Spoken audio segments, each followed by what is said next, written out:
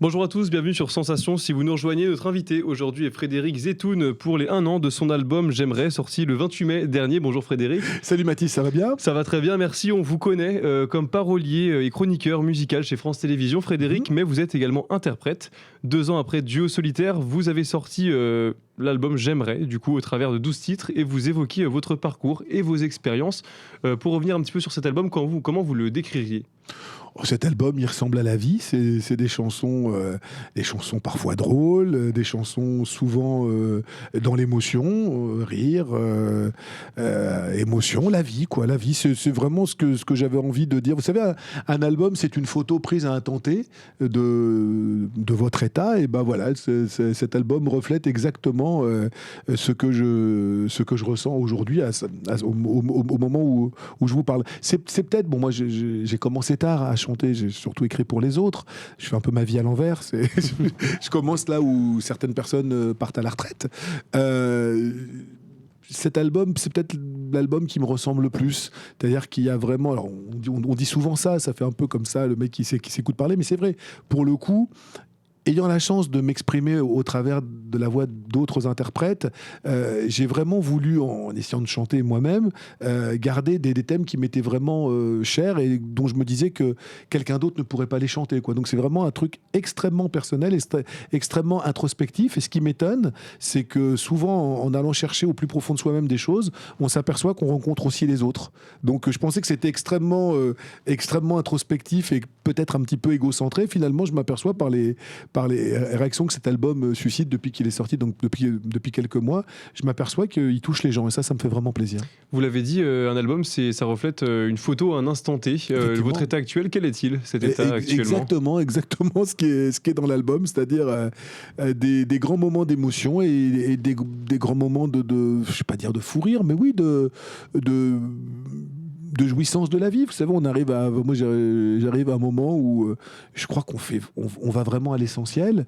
Moi, l'essentiel aujourd'hui, dans un monde où tout ne va pas très bien, dans un monde où on apprend parfois des amis, la maladie d'amis qui vous sont chers. Enfin, moi, quand je me lève le matin et que je vois ma petite famille aller bien, que je vois mon épouse aller bien, que je vois mon fils aller bien, le reste, honnêtement, et mes amis, ma famille et ma famille de cœur, surtout, elle est presque plus importante que ma famille.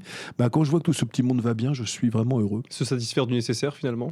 L'essentiel, c'est quoi? C'est se lever le matin et se dire qu'on est en vie. Et ça, franchement, c'est déjà un luxe. Et du coup, 2 ans après, cet album est sorti 2 ans après Duo en solitaire. Qu'est-ce qui vous a donné justement l'envie de replonger dans l'écriture?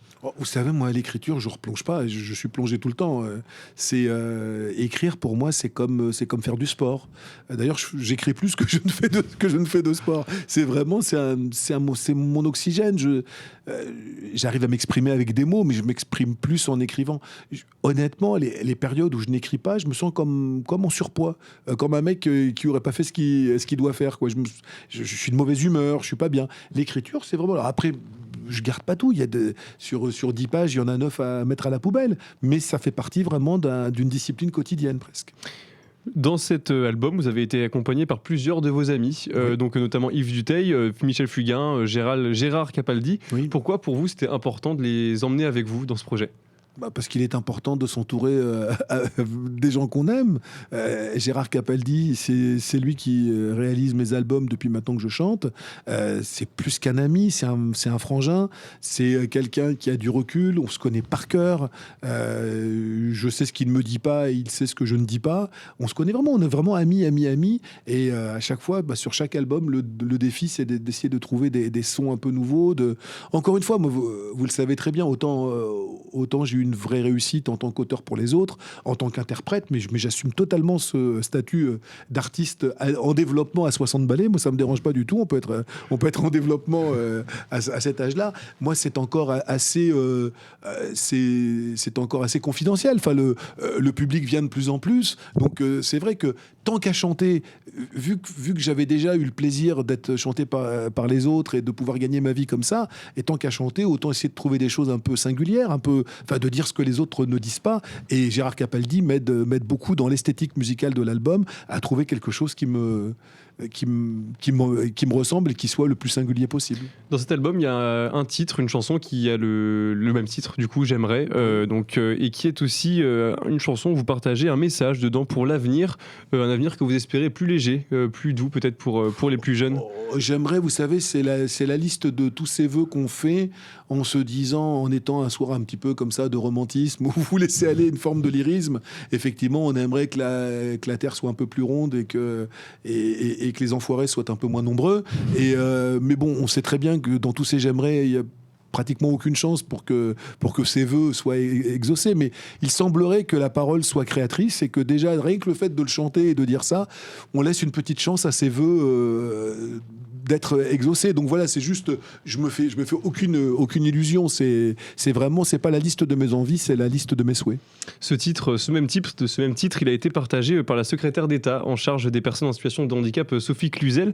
Et les personnes en situation de handicap, c'est un sujet qui vous touche, oui. qui vous touche. Pourquoi c'est important pour vous de casser les codes justement et de faire évoluer les mentalités à ce sujet ? Parce que je pense que dans un monde où on nous rabat les oreilles du matin au soir, du vivre ensemble, le vivre ensemble, cette espèce de grands mots plein de rien du tout, enfin plein de vide. On s'aperçoit à quel point le vivre ensemble est bafoué chaque jour. En fait, on est de plus en plus...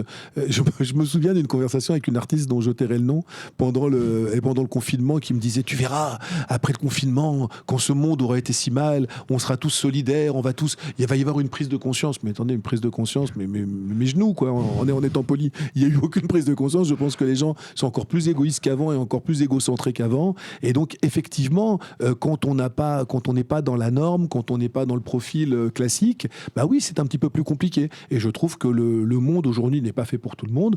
Et si je prends mon cas personnel, qui est donc une difficulté à me mouvoir, enfin... Moi, ça me fait toujours rire quand on me nomme personne à mobilité réduite. Je vous assure, voyez mon emploi du temps. Et ma mobilité n'est pas si réduite que ça. Mais en fait, moi, j'ai la chance de pouvoir prendre la parole. Il y a des tas de gens qui n'ont pas cette chance-là. Il y a des tas de gens qui sont humiliés chaque jour en prenant un train, en prenant un avion, parce qu'ils tombent sur des gens indélicats. Parce qu'en France, les lois pour l'accessibilité sont votées, mais elles ne sont jamais appliquées. Donc oui, effectivement, c'est quelque chose qui me tient à cœur. Et j'ai eu l'occasion d'en parler avec Madame la secrétaire d'État. C'est une manière aussi de montrer que justement le handicap, c'est pas un obstacle pour réaliser ses rêves, atteindre ses objectifs. Le handicap, c'est quelque chose de très très relatif. Je pense qu'on est tous handicapés de quelqu'un, sur ses deux jambes, en fauteuil roulant ou à quatre pattes. Je pense qu'il y a des handicaps qu'on ne voit pas qui sont 10 fois plus handicapants qu'un fauteuil roulant. Je pense que c'est quelque chose de très très relatif et qu'il faut juste penser un peu plus aux autres. On est dans un monde, excusez-moi, je reviens à ça, mais j'ai l'impression que le mot altruiste, il a été rayé de tous les dictionnaires. Et ça peut vraiment me foutre en colère. Justement, la tolérance, c'est quelque chose que vous voulez défendre. Mais la tolérance en tant que telle, ça ne veut rien dire. Ça, c'est des mots pour une dissertation de gamin de 3e. La tolérance, il faut la pratiquer. C'est pas la tolérance. On se lève pas un matin en disant on va être plus tolérant. Il y a des lois. Aujourd'hui, une personne en situation de handicap, elle paye ses impôts comme tout le monde. Elle a des devoirs comme tout le monde. Elle n'a pas les mêmes droits que tout le monde. La liberté d'aller et de venir, qui est une liberté qui est inscrite dans la Constitution. Mais je veux pas devenir grave comme ça d'un coup. Mais c'est vrai qu'aujourd'hui, cette liberté-là, on ne l'a pas. Il y a des bâtiments qui sont construits encore aujourd'hui, ou des bâtiments destinés à recevoir du public, où donc le public, ça veut dire tous les publics, où vous vous retrouvez avec des toilettes inaccessibles dans des restaurants, vous vous retrouvez avec des ascenseurs qui ne sont pas faits. Ça, c'est juste honteux et il faut que ça change. Le 5 décembre prochain, vous serez au Casino de Paris. Oui. Est-ce que vous pouvez nous en dire un peu plus ? C'est une folie. C'est une vraie folie. C'est mon éditeur chéri, adoré, Gérard Davoust, qui me suit depuis tellement d'années, qui est beaucoup plus que mon éditeur et producteur. On a fait en 2 ans 4 cafés de la danse remplis. Et on s'est dit, lors du dernier café de la danse, le 19 décembre dernier, on s'est dit en sortant de là, il était 3h du matin. Je précise que Gérard a 86 printemps. Il n'a pas 86 ans, il a 86 printemps. Et à 86 printemps, à 3h du matin, nous, on était un peu fatigués, on voulait aller se coucher. Et il me disait qu'il fallait prendre des décisions. Je ne sais pas quelle grande décision il fallait prendre. Peut-être arrêter de chanter. J'avais peur de ça. Il m'a dit, écoute, l'année prochaine, on se fait une grande salle. Et donc voilà, on a pris rendez-vous avec Frédéric Jérôme, le patron, un mec adorable du Casino de Paris. Et on a signé le contrat une semaine après. Merci beaucoup Frédéric Zetoun d'avoir Merci à été vous. avec nous. Est-ce qu'il y a des dates peut-être à retenir avant le 5 décembre des Avant le événements 5 décembre, particuliers tout à fait. Semaine prochaine, il y a un grand hommage au Dôme de Marseille, un grand hommage à Charles Aznavour que j'ai eu la chance de connaître, qui m'a fait l'amitié de mettre certains de mes textes en musique. Donc j'irai lui rendre hommage le 21 mai au Dôme de Marseille. Je suis en concert le 27 mai à Boulange. Enfin, j'ai Plein de dates. projets. Merci beaucoup Frédéric Zetoun d'avoir été avec nous pour les 1 an de votre album. Merci beaucoup. Merci beaucoup, Mathis.